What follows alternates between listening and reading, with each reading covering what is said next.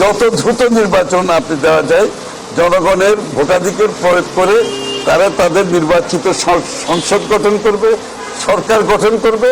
যেই সংসদ, যেই সরকার জনগণের কাছে জবাবদিহি থাকবে, দায়বদ্ধ হবে। রাজনীতিবিদরা জনগণের কাছে বারবার যেতে হবে। সেই ধরনের গণতান্ত্রিক অর্ডার দেশে ফিরিয়ে আনতে হবে। তার মাধ্যমে একমাত্র সম্ভব সাংঘর্ষিক রাজনীতি থেকে বেরিয়ে আসা। তার মাধ্যমে সম্ভব বাংলাদেশকে একটা স্থিতিশীল, শান্তিপূর্ণ, একটি নির্ভয়ে বাংলাদেশের জনগণ তার নাগরিক দায়িত্ব পালন করতে পারে।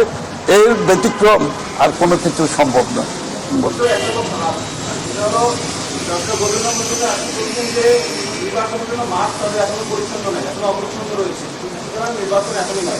আরেকটা বছর একটা কথা আপনি মনে করেন যে করে নির্বাচনের মাঠকে আসলে তৈরি না, একটা বিষয়। আর সেখানে অবশ্য আপনার স্থানীয় সরকার কমিশনের প্রধান তিনি বলছেন যে আপনার আগে স্থানীয় সরকার নির্বাচন হবে, এরপরে এই জাতীয় সরকার নির্বাচন, স্থানীয় সরকার নির্বাচনের মাধ্যমে তারা জাতীয় সরকার নির্বাচনের জন্য প্রস্তুতি নেবেন। ওনারা কে কি বলছেন তারা পরিষ্কার দেখতে পাচ্ছেন, তারা দেখতে পাচ্ছেন না, এটা ওনাদের সমস্যা।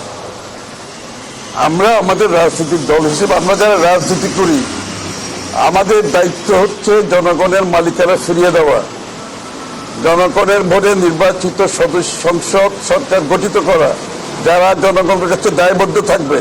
আর বাকি যারা কথা বলছেন ওনারা জনগণের কাছে দায়বদ্ধতা নাই, একমাত্র নির্বাচিত সরকারের জনগণকে দায়বদ্ধ থাকবে। যারা দায়বদ্ধ থাকবে না তারা কে কি ভাবছে এটা নিয়ে আমাদের কোনো চিন্তা নেই। ধন্যবাদ। বলো।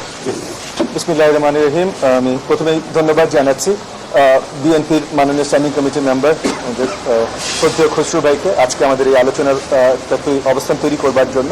আমরা আলোচনায় আজকে বসেছিলাম যে সামনের নির্বাচন আমরা কিভাবে দেখতে চাই, সংস্কার নিয়ে যে আলোচনাগুলো হচ্ছে এবং যুগপৎ আন্দোলনে আমরা যারা ছিলাম তারা যে আমাদের ঐক্য আছে এবং ঐক্য আগামীতে ধরে রাখবো সেগুলো নিয়ে আমাদের আলোচনা ছিল।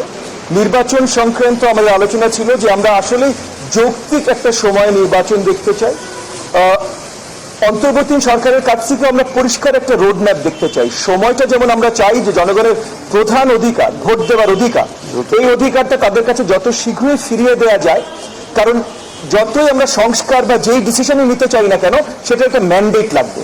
এই ম্যান্ডেটটা যদি জনগণের থেকে না আসে তাহলে এটা সঠিক ম্যান্ডেট কখনোই হবে না। আমরা যতগুলো সংস্কার করতে চাই লোকাল নির্বাচন করবার জন্য, লোকাল নির্বাচনে কি ধরনের মার্কা যেতে পারে না যেতে পারে, সেটার এরিয়া ডিমার্কেশন কিভাবে হবে না হবে, এগুলো অনেক ধরনের ডিসিশন এখনো আছে। এই ডিসিশনগুলো আমরা এমন জায়গায় নিয়ে দিতে হবে যেখানে জনগণ একটা ডিসিশন অলরেডি দিয়েছে। এই মুহূর্তে জনগণের ডিসিশন এখনো বাস্তবায়ন হয়নি। সো নির্বাচন সবচেয়ে প্রধান পদক্ষেপ। আর রিফর্মের ব্যাপারে আমরা অনেকগুলো দল একসাথে বিএনপির সাথে আলোচনার মাধ্যমে আমরা 31 দফায় গেছিলাম। সেই 31 দফাকে আরো ব্রডেন করে এনডিএম এর মাধ্যমে আমরা 150টার মতো রিফর্মের প্রপোজাল দিয়েছি, আপনাদের কাছেও দিয়েছি। এই সবকিছু বাস্তবায়ন করার জন্য আমরা অলরেডি প্রতিজ্ঞাবদ্ধ এবং এর ভেতরে কমিশনগুলো যে রিফর্ম প্রপোজালগুলো নিয়ে আসছে যেগুলোতে 31 দফার সাথে একসাথে একমত পোষণ করে, অন্য আমরা ঐক্যমতে যতগুলো দল আছে তারা সব একমত পোষণ করে, সেগুলো তো মাননীয় খসরু ভাই যেটা বললেন যে ইতিমধ্যে এটা বাস্তবায়ন করা যেতে পারে। তাহলে সময় ক্ষেপণের কোনো প্রয়োজন নেই নির্বাচনের জন্য।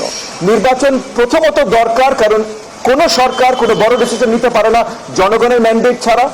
আর দ্বিতীয়ত দরকার কারণ সব আন্দোলনই কিন্তু ছিল জনগণের হাতে তাদের ভোটের ক্ষমতা ফিরিয়ে দেবার জন্য। এই কারণে আমরা বিশ্বাস করি যে সঠিক একটা পরিষ্কার রোড ম্যাপ, মানে কোন সময় কিভাবে, শুধু কোন তারিখে নির্বাচন হবে এটা না, এটা হয়তো তারা বললেও বাস্তবায়ন করা সম্ভব নাই হতে পারে, 1-2 মাস আরো পিছিয়ে যেতে পারে।